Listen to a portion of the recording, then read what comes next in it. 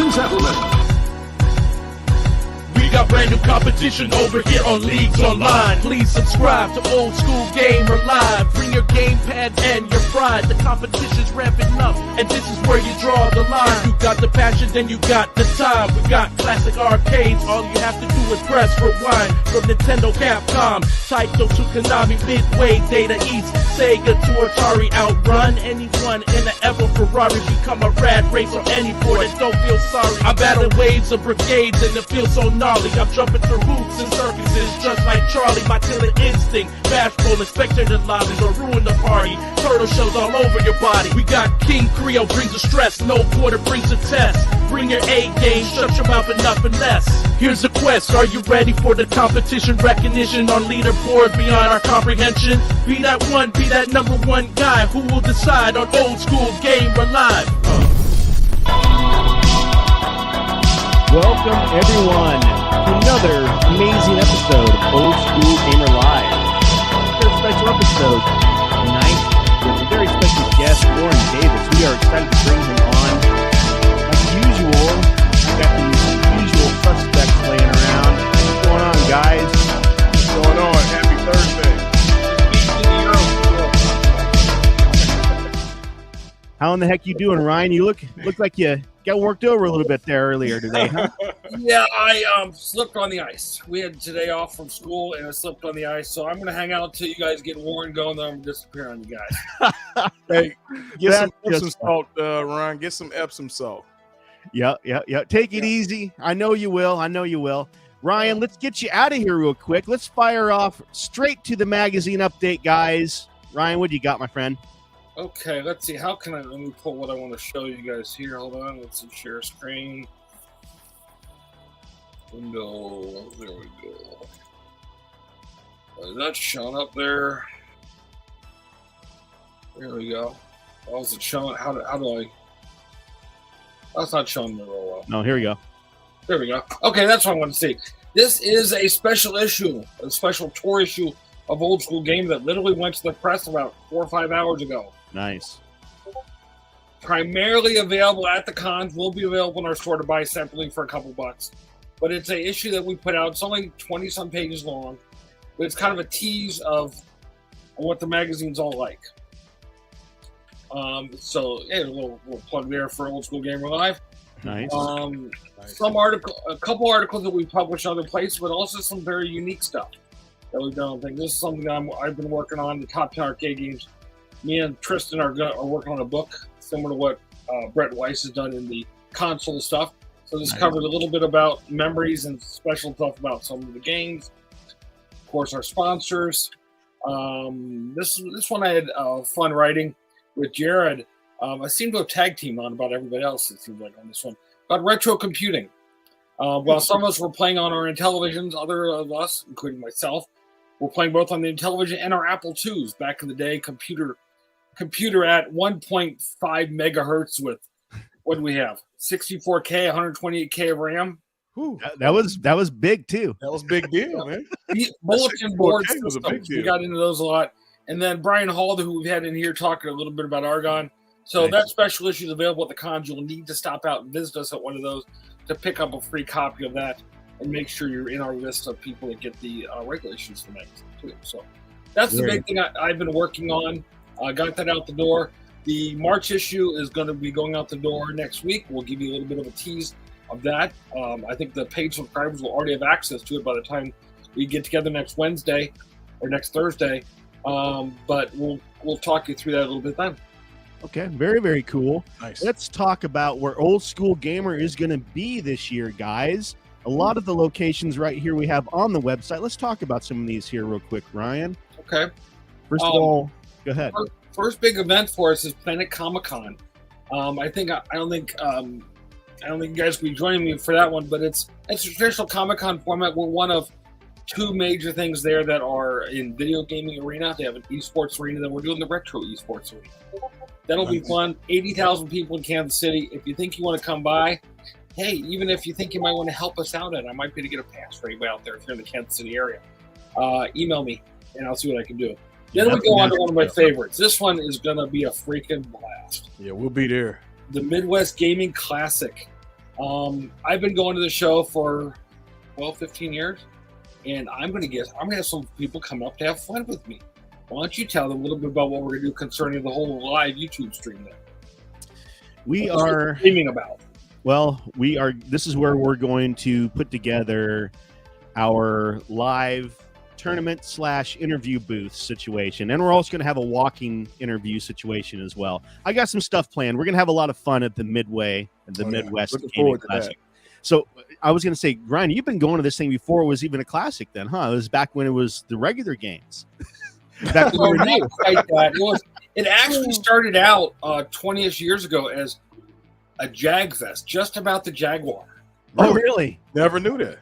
And I was going to it when there was probably 2,000 people in it, 2,000 or 3,000 people in a hotel. We took over the hotel. They put a tent out back, and there was exhibits in people's hotel rooms.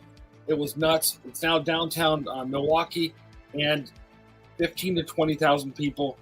90% video games, but a little bit of board games, a little bit of Yu-Gi-Oh kind of card stuff and everything's like that. But it's amazing. There's no better way to describe it. Very cool. Sorry, What's your next one? Columbia, Missouri, smaller show, mainly a swap meet kind of a vibe. We're gonna be setting up some games and stuff for that. Might be able to convince a couple of you guys in driving up for that one. That's a 1-day show.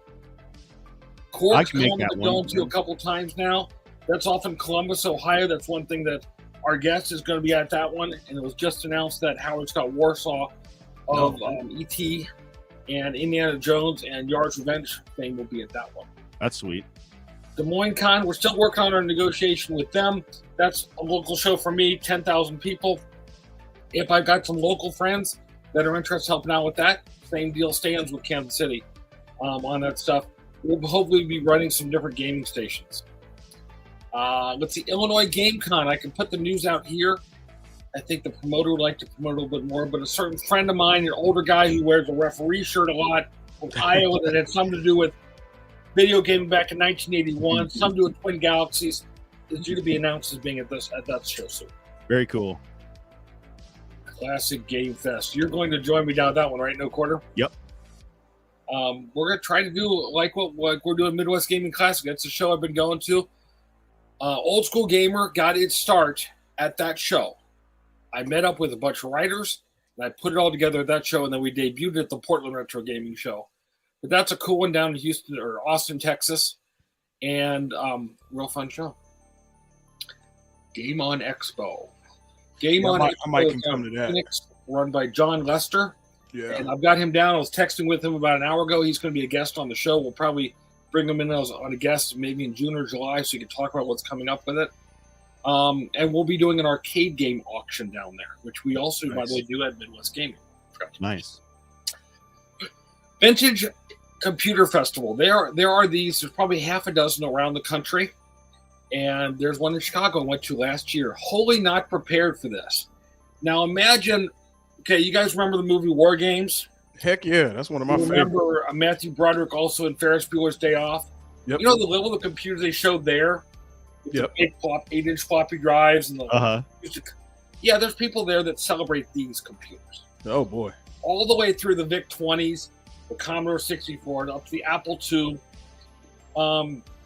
And basically the majority of the people that are there are just showing off their personal collection. They bring it out, they set it up.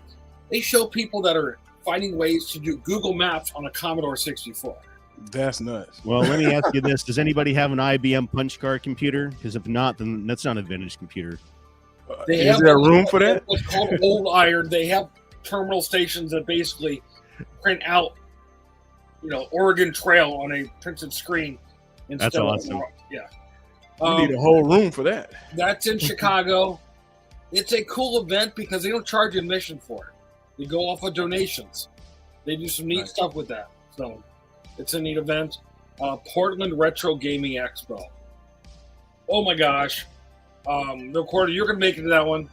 Casey, are we figuring out how you're going to get out there? Oh yeah, I'm going to be there. Okay. This is probably the biggest show for the fanatic. The people that are really into this arena. That's where everybody goes. There will be half a dozen people that worked at Atari probably there. There'll be all kinds of different people there. Nice. And that's a heavy show. We'll be doing the live format show from that one. Spent planning on everything else rolling with stuff. And the last show on our docket right now is Pinball Expo. We did this show a year and a half ago. Our buddy Todd Friedman, who I believe is probably in the chat, is a big fan of this show. We're planning on going to that. And that reminds me, there'll probably be another show for us to announce soon in the Chicago area that my friend Todd is working on. Nice. Full year. Let me get my frequent flyer miles in. Yeah, I went and booked airline flights for a couple different ones just recently. It's going to be a pretty busy year for us. We've done as many as 20 shows in a year before. I got to get some other crews doing this stuff because, yeah, I love doing these, but they take a lot out of you. Yeah, I love it. Yeah, trade shows are not easy. You know, I've been doing trade shows for many years, and you think, oh, I'm just going to stand there for 3 days. No big deal. No. You got to set everything up, and then you got to talk to everybody. It's a ton of freaking work, and you are worn out every single day, but it's a blast. And then you got to go out at night and have fun with people too. You got to mix and mingle. You got to hang out with the Mortal Kombat guys. Yeah, that would be really tough. Yeah, I know Paul is going to be an absolute blast to hang around. He's got to be. That's where I met Paul. Was at Portland a couple years ago, and where the stories got more interesting, the more libations. Very cool. All right. Well, that is it for our tour, guys. Check us out whenever you can at one of these trade shows, and we'll talk about it again in another episode, but not the very next one. All right, Casey, what do we got going on? The latest news in the retro gaming world. All right, let me I think you got let's see if we have all right, so everybody's been talking about this week. The At Games arcade organization, company, whatever you want to call them, they're dropping a 4K arcade and a powerful rock chip that they're adding into their machine. One of the things that I was telling No Quarter is, 4K monitor for me on retro gaming. I mean, it's not a must-have for me personally, but I'm more interested in that more powerful board. With this board that At Games is putting in this new machine, for a company like that, they're probably going to have one of the most powerful machines out there for them not having a computer inside, right? Yeah. So this is a big deal. There's been a lot of talk about this. They had their National Owners Day, which started today. They are not accepting pre-orders for this, but one thing that caught my attention in the article and what they've been talking about is At Games is allowing you to upgrade your machine. And that's the first time. I don't know if you guys heard anybody else doing that, but that's the first time that I've seen a company say, hey, for a certain price, you could purchase a board and you can upgrade your existing machine as well, or you could go and buy a new one. So that's been the latest talk. What about you guys? We talking 4K monitors. That's been the thing that they've been pushing. If you look at the media, is that a deal breaker for you guys? A 4K? I don't need it to play Robotron, right? That's just me personally. What about you guys? You're muted there, Ryan. Oh, Ryan's muted. I don't need 4K of 8-bit. Yeah. Okay. Yeah. I'm same here.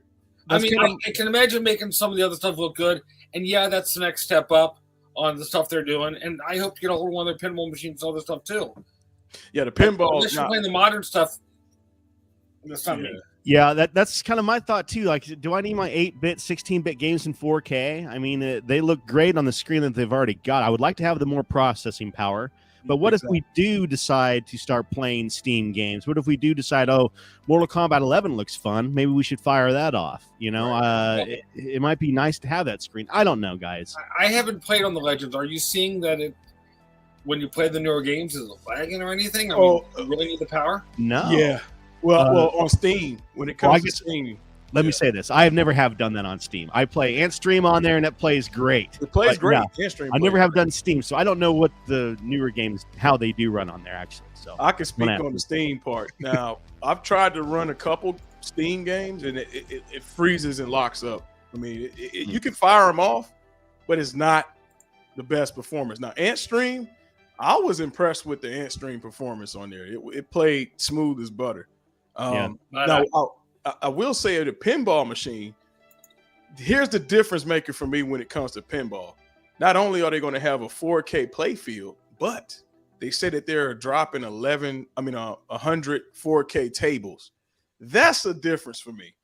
I feel like if I'm going to upgrade any machine, I'm going to upgrade and buy a whole new pinball. Yeah. Now, these guys make a lot of sense. I would like a 4K screen on my pinball because that is one thing that I do notice is most of my pinball tables are pretty foggy. Yeah, pretty faded out. Not faded out, but not very sharp. And so, yeah, I would love those to be a little sharper. That would make it a little more realistic, you know. On the games that you know it's going to be 8-bit, 16-bit graphics, who cares, right? But on these things where you're trying to simulate a real pinball table, I think the 4K would make a lot of sense. Yeah. So yeah, that's hot news this way. Everybody, if you look everywhere, you go on your YouTube feed, everybody's talking about this new machine. So right now, At Games got attention in the space right now. Yep. So let's go ahead and fire off their video right here for their current sale going. Here we go, guys.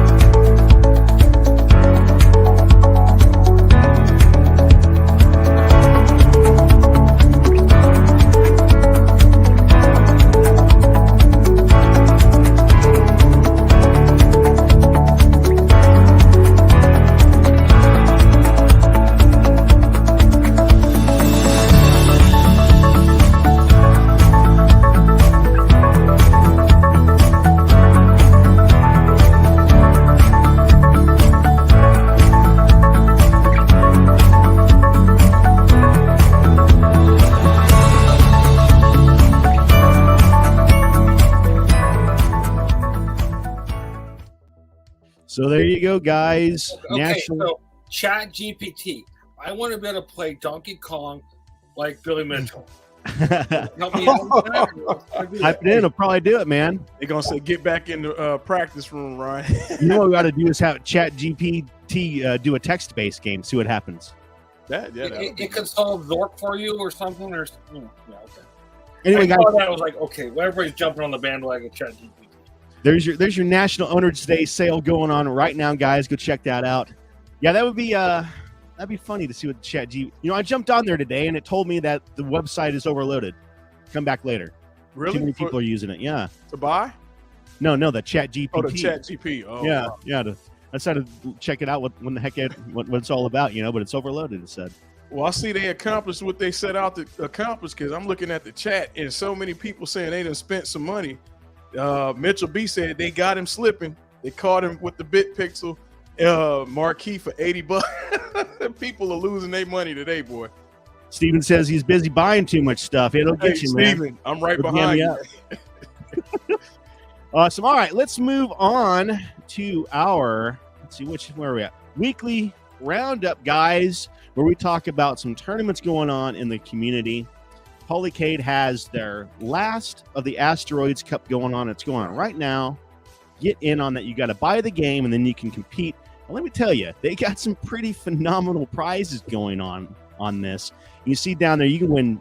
They have 5 of those awesome new wallcades going out. That's worth the price. Yeah, so you're buying the game, and you're basically getting a raffle ticket because it's all randomized. So you could win. I mean, it's you got a good chance of winning some really awesome stuff here. On top of that, they are going to have some really cool live tournaments going on at the Midwest Gaming Classic. Go check out their booth. I'll definitely gonna be hanging out with those guys. Ronald, if you're in here, man. Ronald's in the chat. Ronnie, yeah, I think he's in here. Yeah. It'll be awesome to hang out with him and check out their stuff. MCAP is taking a little break with the At Games branded tournaments, but he's going to be doing his FX tournament still every week. This week is Alien. Get in on that one. You got to have your FX3, but it's on Steam, so you hook up your and ALP. Switch. Yep, yeah, and Switch. Yep, you're right. On Switch, yeah. And probably a couple other places if I had to guess, but you have a lot of fun with that. Every Sunday night, our pal Gary Ray has a fight night. I've got to somehow stay awake long enough so I can compete on this. Sunday night at 8 p.m. ain't good for me, man. No quarter is turning the pillow over to the cold side at that time. Yeah, exactly. That's when I should be asleep. So I'm going to have to take some coffee or snort some coffee or something. I don't know. To try to stay awake this Sunday. I would love to be able to involve myself in this because I love playing my Big Blue. All right, Neo Turf Masters is going on this week, guys. It's the Japan course. Deadline is the 28th. So get in on this one. You have to send your picture of your scorecard to Neo Turf Masters Tournament at gmail.com. And also check them out on Facebook, the Neo Turf Masters Clubhouse. We have been having a huge blast on that. And I did forget to put my freaking score in last week, guys. So I saw you on the boards for one of them. For 2 of them, but I forgot last week. All right, last game of the week. Last week, guys, was Operation Wolf. Now, unfortunately, there's so many people on this leaderboard that I can't really do a randomize. So what we're going to do is right now, we are going to go ahead and do a giveaway. Let me get rid of this right here. And bring on our giveaway screen. By the way, quick thing on Operation Wolf. Yeah. No Quarter put together an awesome No Quarter corner for the March issue. You're gonna see a lot more little trivia on Operation Wolf in there. I remember seeing that as we're doing the layout work on it. Yeah, stuff I didn't know, and I played that game for. I got real deep into Operation Wolf this week, so everything's Operation Wolf. Yeah, my articles, my everything. Everything. So everybody in the chat, type in hashtag OSGL, Old School Gamer Live, and you will be entered to win this week's triple pack of your Old School Gamer back issues. One of the greatest prizes you could ever win, quite frankly, because it fulfills your greatest needs and desires to update your Old School Gamer catalog and collection. So get that going, guys, and at the end of the show, we will fire that off. This week's game of the week is on Ant Stream again, and it's going to be Pac-Man. Casey does not like this. Who picked these games? That's what I wanted. Did Ryan do this? No, I didn't pick that. I do have Billy Mitchell coming on the show sometime in March or April, by the way. Good. I'm going to beat him live on Pac-Man. This is going to be great. I have seen. Hey, you guys ought to see Billy when we're at these cons. By the way, I'll let you take it back in a second.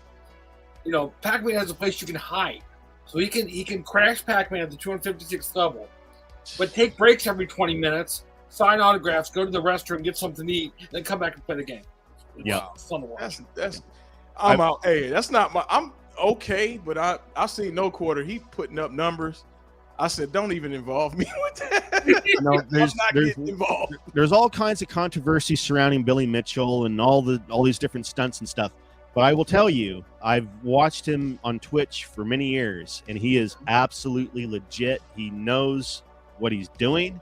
You can't play that long and not be good at it. You know, I mean, he's been playing that game for 30, 40 years now. You know, it's insane. But yeah, he knows exactly what he's doing because I've seen him do it for hours and hours. It's really phenomenal.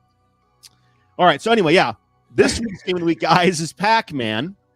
Make sure you get. Let's see if we got anybody signing up. All right, we got 6 entries. All right, keep going, guys. Keep going. Hashtag OSGL.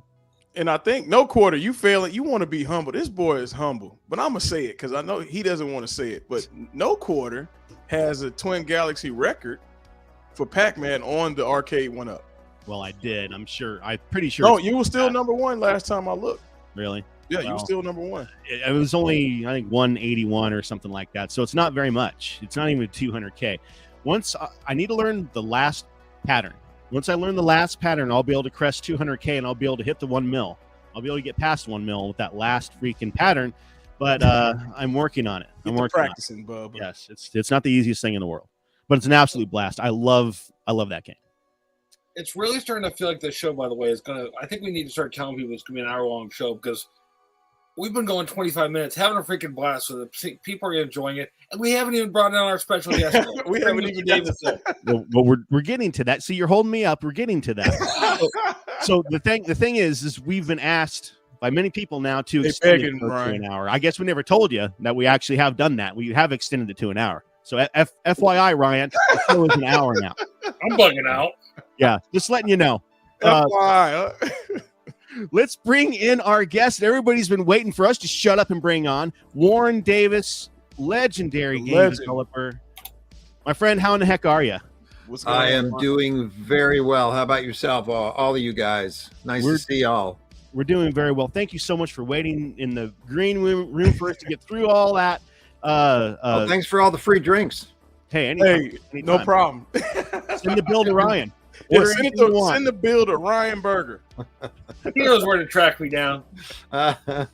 Okay, first of all right, I've been waiting to ask Warren about this for a very long time. I guess first of all, we should say, what got you started in the game developing and programming? It's so funny. I've answered this question a lot, but the thing is, I've settled on kind of a glib answer, which is, I was hired.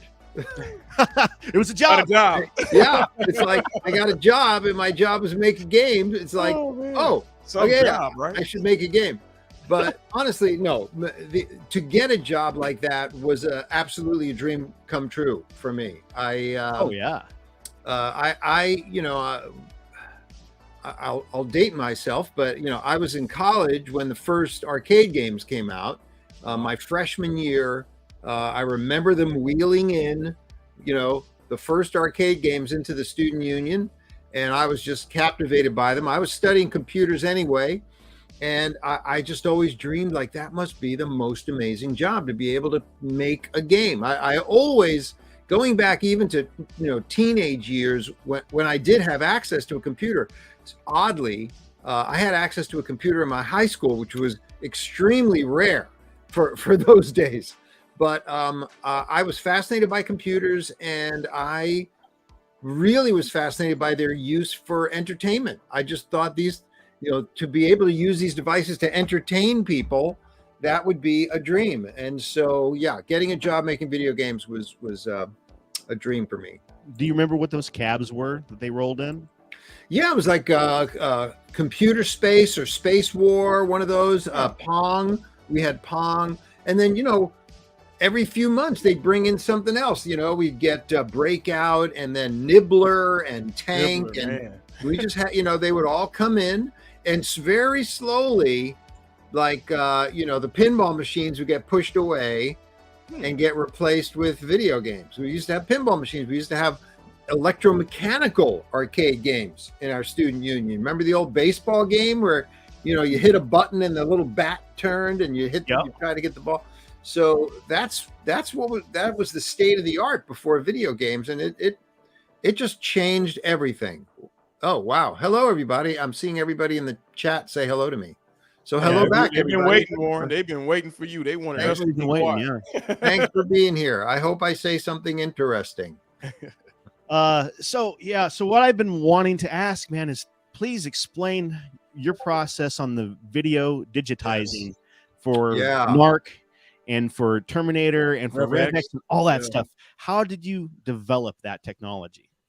Yeah, so I was working for Williams. I had worked for Gottlieb and did a couple of games, and then was out of the industry for about a year and a half. And then I had the opportunity to come back and work for Williams again as 1986, as the arcade industry started coming back from its 1984 crash. Right. And you know, something that came out, there were you know, we had Amigas. You know, we played around with Amigas a lot because they had some good graphic tools, you know, things like that. But there was a digitizer that was available, and it was very crude. I mean, very crude.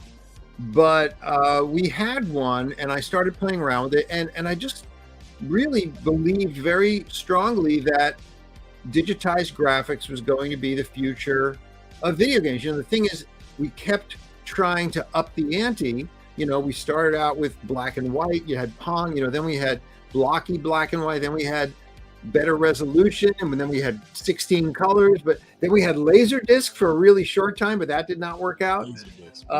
And so we were always looking for the next thing. And the thing is, you know, memory prices were dropping, and so we knew at Williams our next hardware was going to be 256 colors. Like we you know, the jump from 16 to 256 was the logical jump.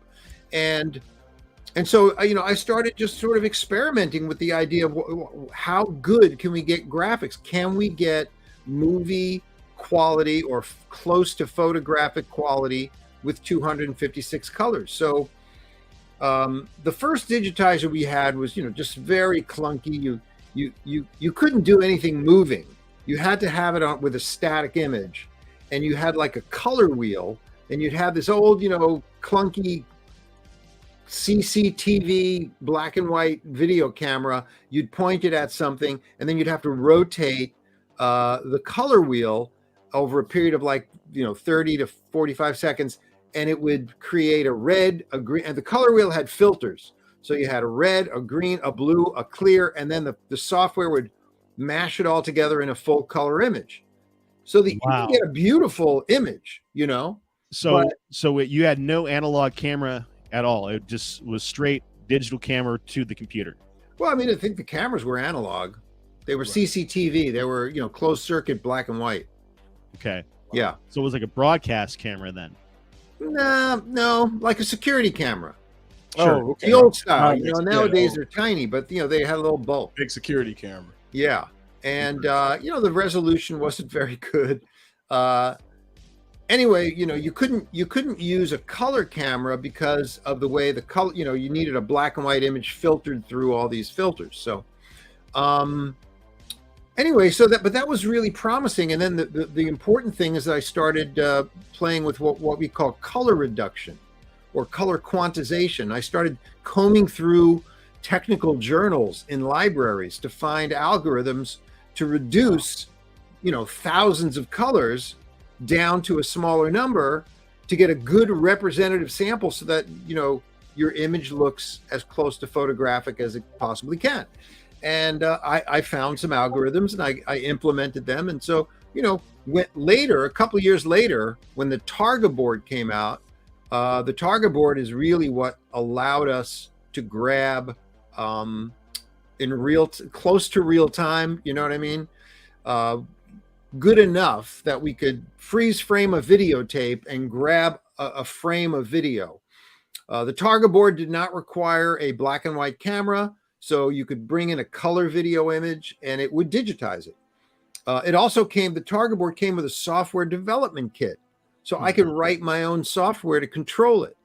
So that's where the software WTarg got created, and you know, that I integrated my color reduction algorithms in there, and then that's how it started. And the first game that used it was Narc. Man, I played that game just the other day, and the graphics are so clean and crisp on it. I noticed it the other day. Like on the ALU, the screen is so clear. Yeah. You can see those vector graphics, or not vector, but those graphics just so clean. Wow.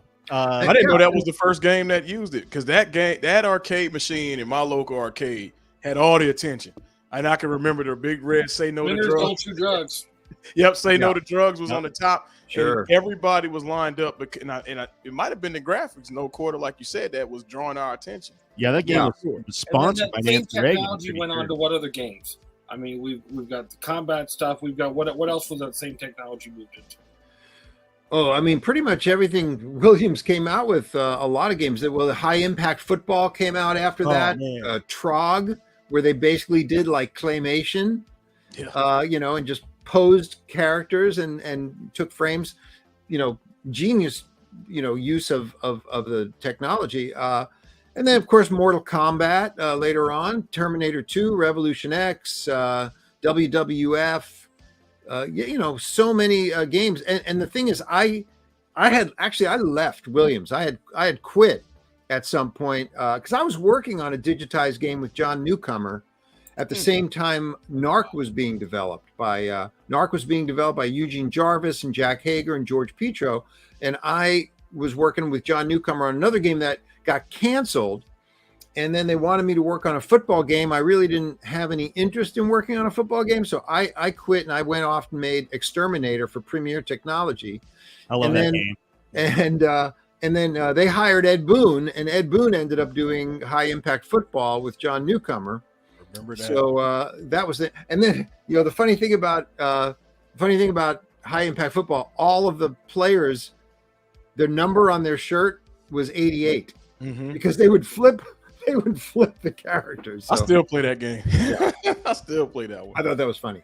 Anyway, but, you know, I love the Exterminator game. Just has the hand that points and stuff, and you smash or hit flies and stuff. It is absolutely hilarious. And that also was that you know, I worked for Premiere, and we built, me and a company called Pixelab, which basically consisted of two ex-Gottlieb employees, Kanya Bamoto and Jun Yum.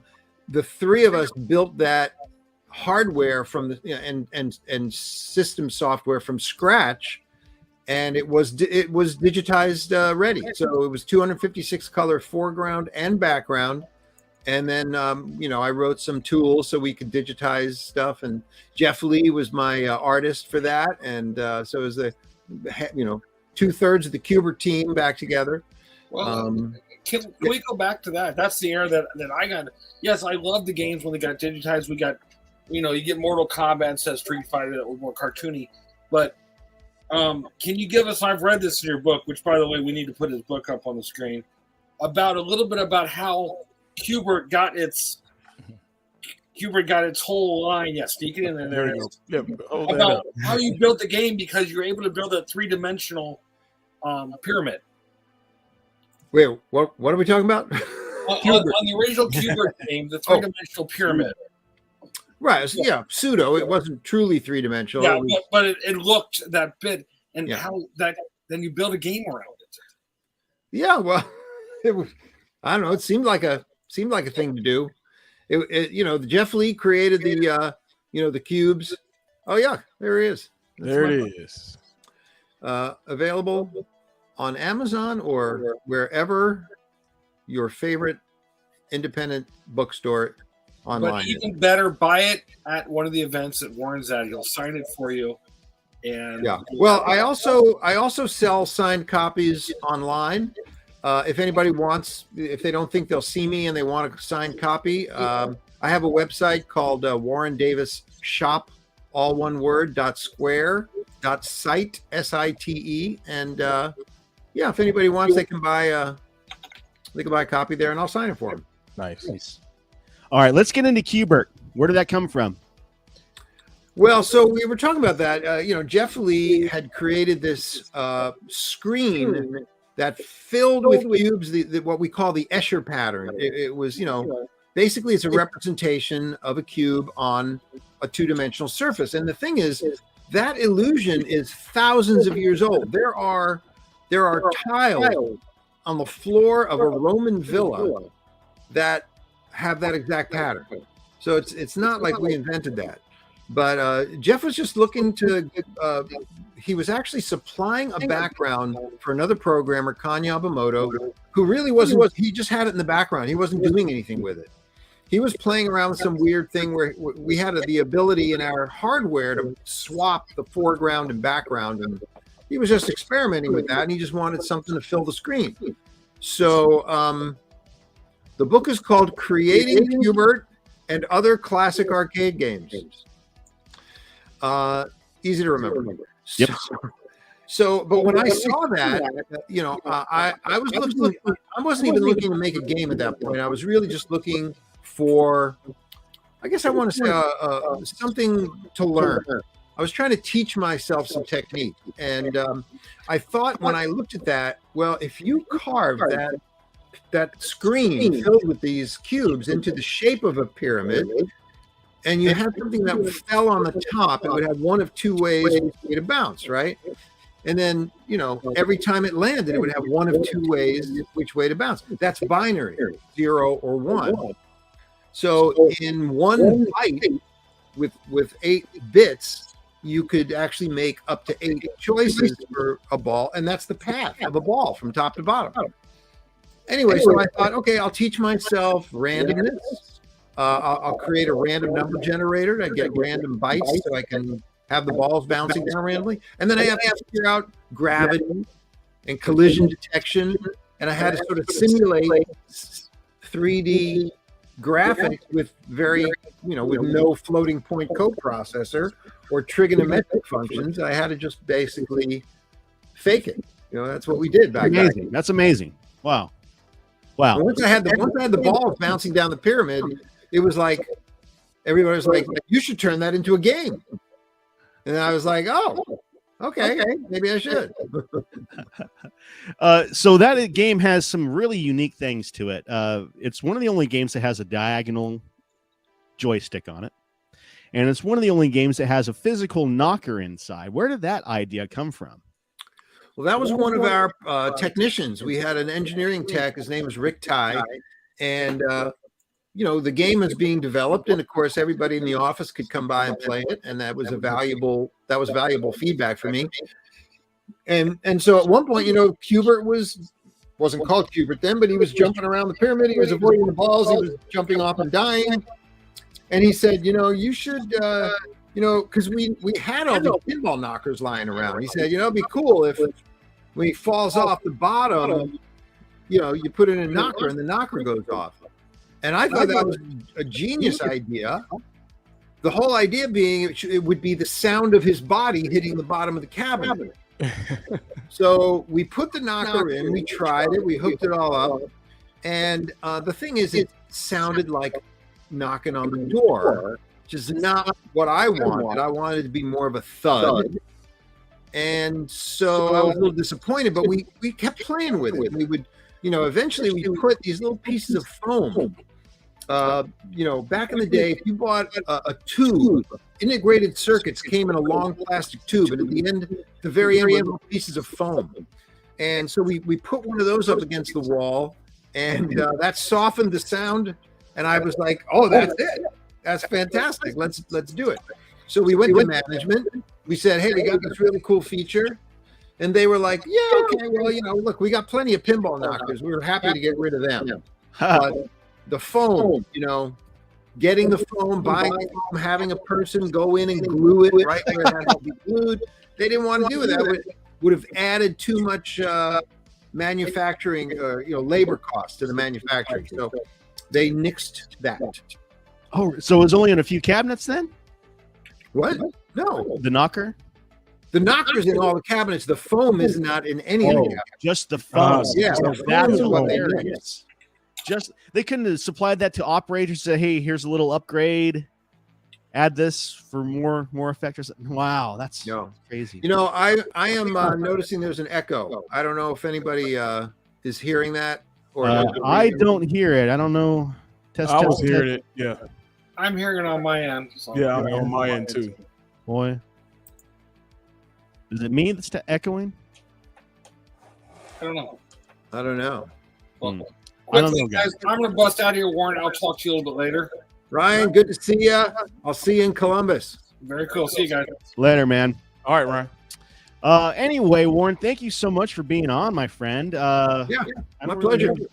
Have any other questions for you right now, but I would love to have you on again for sure. Now, where can everybody find your website again for your book? So it's Warren Davis Shop, all one word, .square, SQUARE, .site, SITE. And you can buy my book. You can order a signed copy of my book on that site. Very cool. Well, my friend, thank you so much for hanging out with us tonight, and I will let you go. Have a great one, my friend. Take care, guys. You too. Take care. All right, Casey. Guys, I hope the echo is better.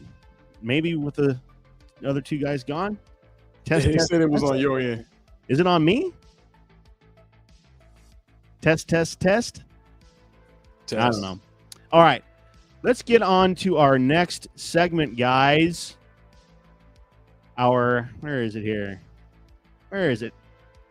Old School Weekly Countdown, where we talk about some of our favorite games. Casey, what is it this week that we're talking about? So we're talking about shooters this week, and I got some iconic shooter games that is, man, it has been a part of my gaming makeup. So fire it off. Number 5, what have we got here? So this was my introduction to shooter games. It was Duck Hunt. So this game, I tell you, man, I remember going up to the screen with my light gun, pressing the gun on the TV screen, shooting the dog, getting pissed off when the dog started laughing. Oh, yeah. That game introduced me and made me love light gun games, period. Any gun game. You know what's really crazy for me is very first time I saw this game was in Chuck E. Cheese. Really?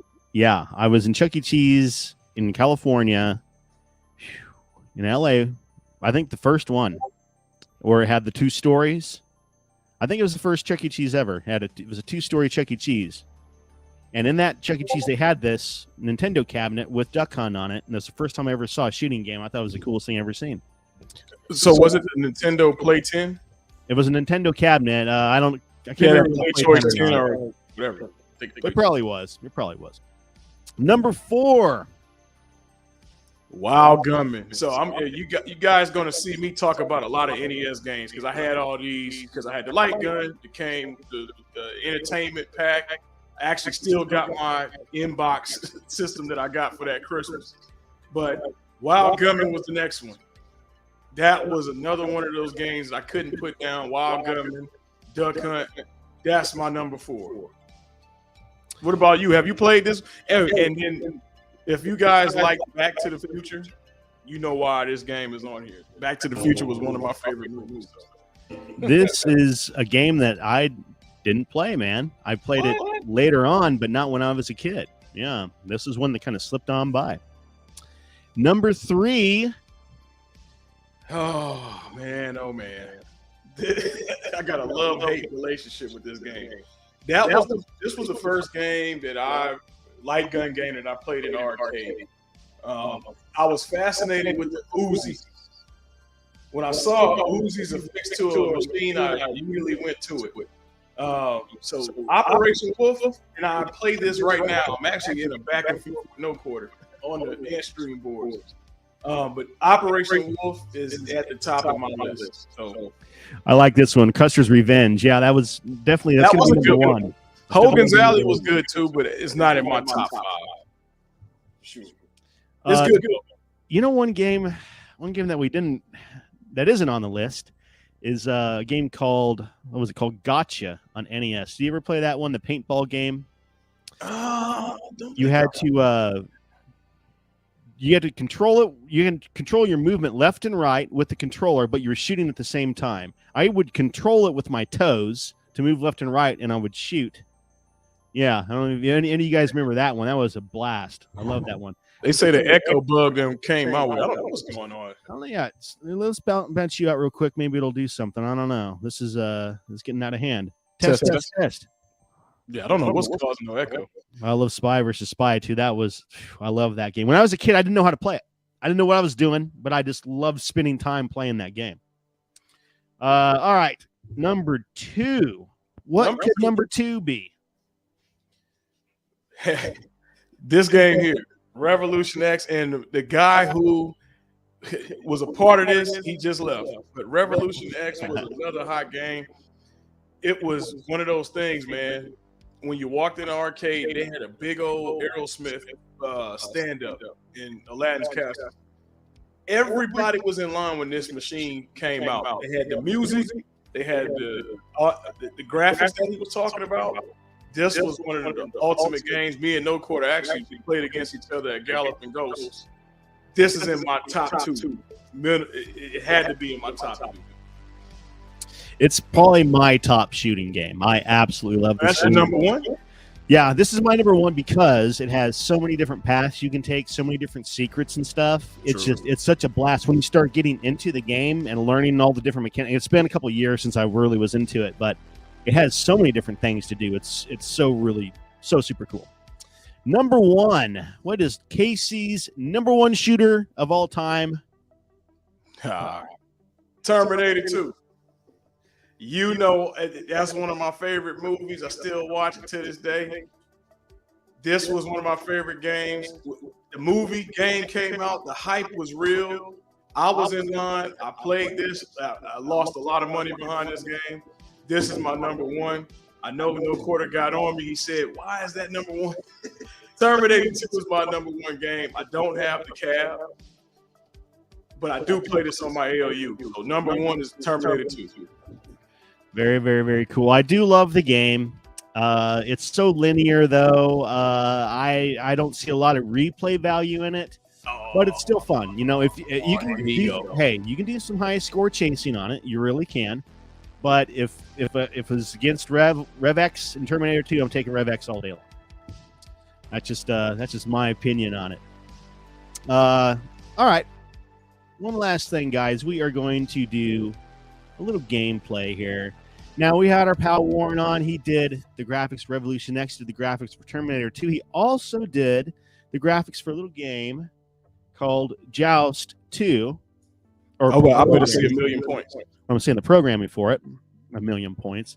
We'll see. Let's fire this off here. If you guys have not seen Joust 2, let me pull this at full screen here. This is an absolute blast of a game. It is Joust times 10, actually. You'll see. Who will challenge me? Let's see here. Thank you. So instead of just having the single, turn the volume down a little bit. All right, echo's gone, No Quarter. Is it gone? Okay. Yeah, I think you have to after a while in Chrome, because I'm using Chrome. I had to back out. Turn my volume down a little bit. There we go. All right. All right, let's see this. Let's see some high-level gameplay. All right. Figure this out again. All right. All right. So you can change, and I haven't figured out what happens when you change the Pegasus because it doesn't seem to make you any stronger. I'll show you. So I changed to the Pegasus here, and you can get wiped out just the same. So I'm not really sure what the difference is.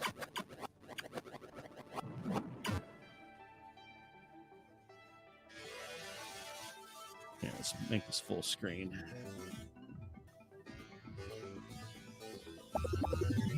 Come on. All right. Didn't mean to do that. All right, I got to get the right button here. All right. These momentum-based games is tough, man. And also, when you're the Pegasus, you fly a lot slower. So I don't know if you're a little armored or what's going on. I kind of did glance. Not easy. Not easy. I don't even see how freaking slow I am, but I can just barely.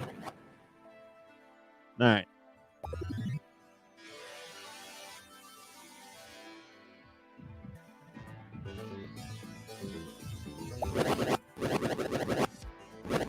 All right.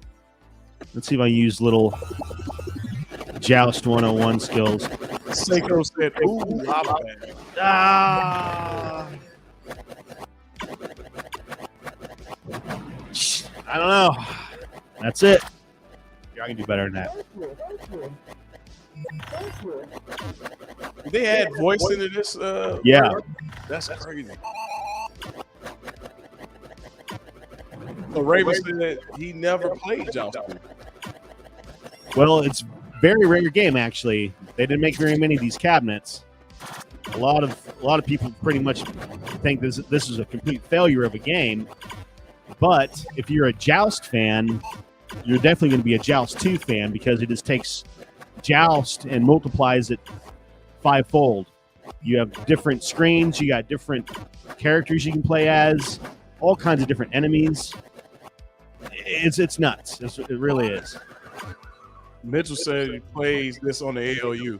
I might have to try it out on the ALU. I played it on the stream.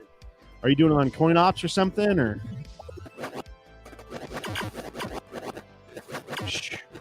Must be Coin Ops. Or one sauce. Get whipped, get whipped. Ah! How did that not get him?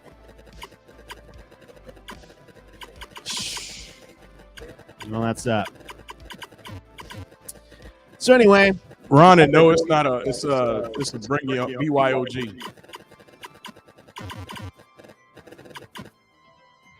So there you go, guys. A little bit of gameplay on Antstream. We like to show off some games. Now, remember, this week is Pac-Man, the game of the week. Get in on that. I guess we can play a little bit of that while we're in here. I definitely won't be doing any gameplay. Do a little bit of that. You won't see high level gameplay with me. And I could do a run, I guess. It could be tough on this joystick, but here, let's see here. We'll do a run. We got a couple more minutes left, so I'll do a run here. Let's see the master play. Let's see what a goofball like me can do here. I'll show you a pattern, all right? This is the very first pattern to learn on Pac-Man, if I can do it.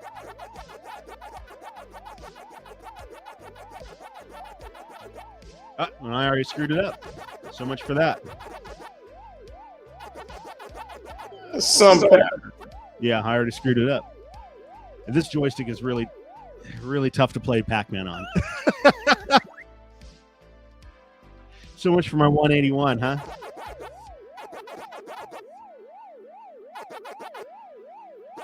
One thing to always remember on Pac-Man is ghosts can't turn around. Well, they do have a certain time that they turn around. They have different modes that they're in. They will go to a hunt mode. Right now, they're hunting me. When they turn around, you'll see they'll all flip around. They'll all go to their respective homes. Here in about a second, they're going to flip. There you go. They all flip. Now they're all headed to their corners. Red's going to go up to the top red. Pink's going to go to the top left.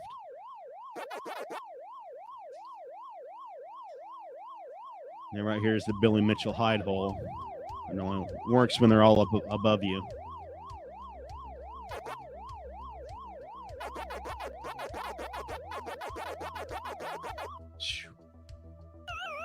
I think Casey's playing this. It sure ain't me playing. Oh, now you want to. Hey, the bright light got on it. He did. He got me. All right, let's get through this. I'm going to try to do this pattern. This is insane with this joystick. I don't know if this is going to work. All right, get out of there. 250 for Gen 1? Damn. That's a good price.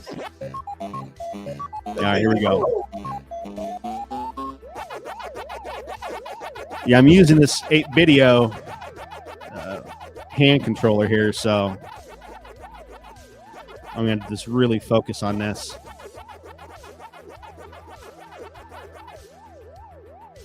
All right. All right, first grouping. We got the first fruit. We got the first grouping done here. I should be able to get all 4 of these real clean. All right. Oh, I didn't mean to do that. Yeah, this is tough, guys. This is tough. This is high level gameplay. Yeah, just super high level here. We're going to rig up a real joystick one day here. You need to play this on the Uplay. Yeah, I should be.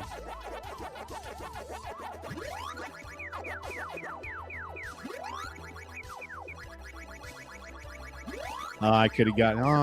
I could have got him.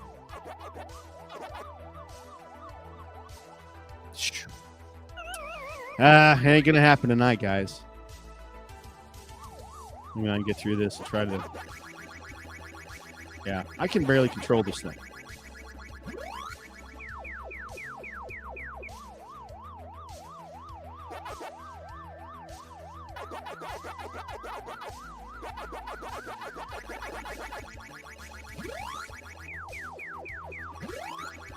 All right, let's clear out of here.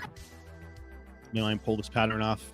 So Ichabod, Pac-Man was one of my first video games that I played on the Atari 2600 though.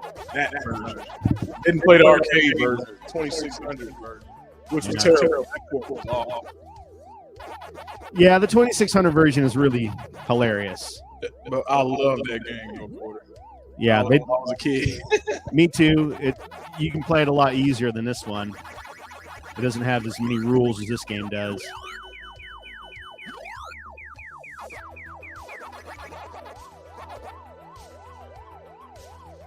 So the Billy Mitchell grouping, all right, they're all moving back home now. So you'll see they all go to their corners. Now they're all going to turn around. Now they're all going towards me. Now they're hunting me. So the Billy Mitchell grouping system involves living in this central square here around the ghost hole, home, whatever you want to call it. And you continuously move through this, doing this kind of stuff. Now, I don't know it exactly. I wish I did. But it's something along these lines here.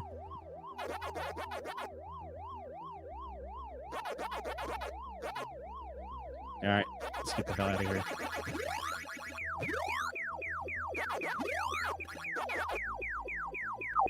Come out, get him, yep.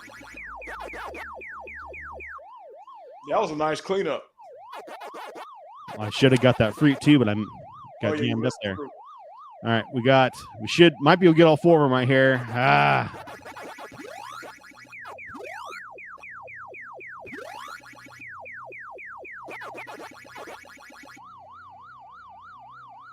So sounds like Ron had been reading the books that we got, no quarter. I'm sure he probably has. He said apparently it's not randomized, and depending on which way you go, they go. So technically, you can control where they go. It's a weird algorithm rule I read on. Yeah, each ghost does something different. The red ghost looks exactly where you're at. The pink ghost wants to know one spot in front of where you're at, so they're looking where you're looking at, not where you are. So yeah, you can control them to a certain extent. A lot of it has to do with you just waiting a second in some instances. You wait. You let it so I can wait right there, and then I kind of control it. They're going to get me. Oh, boy, I thought they were going to come in right there. That was close. See, no, I just screwed up. I would have had them all grouped there if I would have done my pattern properly, but I forgot what I was doing. I'm shooting my trap off. 20,000? Okay. Yeah, I'm totally screwing up here. What I need to do is try to get to the apple stage, and then I can show you the second pattern, which is the one that'll get you almost to 200K. If I can move up here, unbelievable. What is he doing? He's me. It's tough on this thing, man. There it is. Okay. There you go. See, I hate when they break off like that. Oh, it just throws you off. My dad was really good at that. I don't know what. He must have had the Pac-Man fever notes. So for those of you that don't know, you can get all the patterns in the Pac-Man Fever record sleeve if you got the album. See, there's quite a few different patterns that people have come up with over the years, and people come up with their own patterns all the time still. Well, I might be able to get them. On certain boards. Yeah, there's this pattern that I'm doing now, which works for the first 4 boards, you see, and then I'm going to change the pattern once I get to the Apple here in a second. If I can get there. Oh! I don't know if I even get there, guys. We'll see.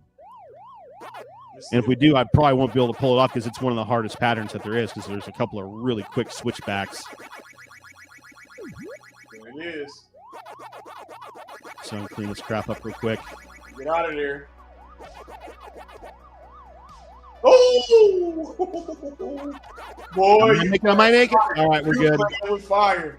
We're golden. We're golden. All right, here we go. 30,000. So here's the second pattern. This is really difficult to perform. If I couldn't do the first one, I definitely can't do this one, but let's see how far I can get on at least.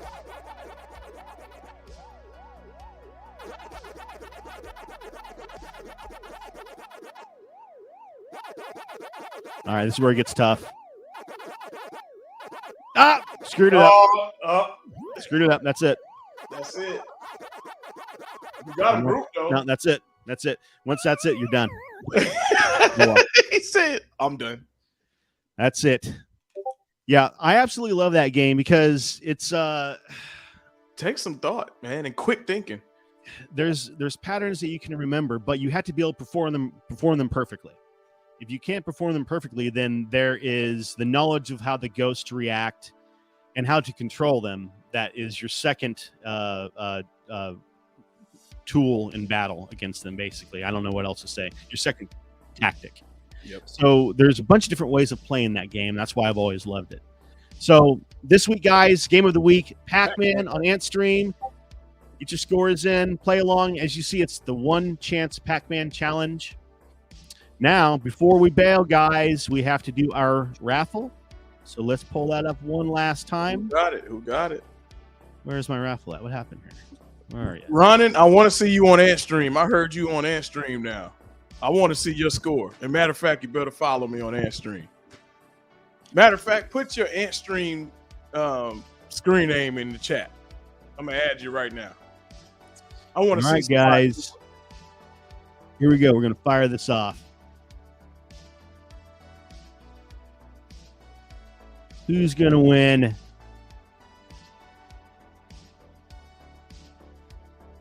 Andy McDandy. Andy McDandy.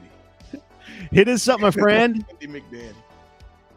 Hit us up after the show on the Facebook page, and we will make sure that you get your triple pack of the Old School Gamer back issues. You can't beat it as a prize. It's one of the funnest prizes. Casey, my friend, you got any final words for all of our friends out there? Well, hey, sound like the echo's going. I don't know what the heck causes that. Who knows, man? But anyway, I had fun, guys. Sorry about the echo. Don't know what was causing all those echoes, but we're going to get to the bottom of it. See you guys next week. Let's end the show with a new movie trailer for this Pinball, The Man Who Saved Pinball. Let's check this out. We'll see everybody next Thursday, 7 o'clock p.m. Central Time. Have a great day. Peace. You ready? Yeah. All right. Tell us everything about the greatest shot you ever took.